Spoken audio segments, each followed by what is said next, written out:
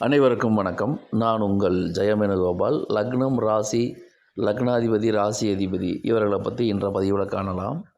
ஒரு ஜாதகத்தில் ஜாதகர் நினைப்பது எதையுமே உடனே செயல்படுத்துறதில்ல தடை தாமதம் ஏற்படும். சில பேர்த்துக்கு அவர் என்ன நினச்சாலும் அதை செயல்படுத்த முடியாது. காரணம் என்னென்னா, லக்னமும் ராசியும் 6, 8 இருப்பது. சில பேருக்கு நினைக்கவே முடியாது, நினச்சதை செயல்படுத்தவும் முடியாது. ஒரு விஷயத்தை நினைக்கிறதுக்குள்ளேயும் போதும்னு ஆயிரும்.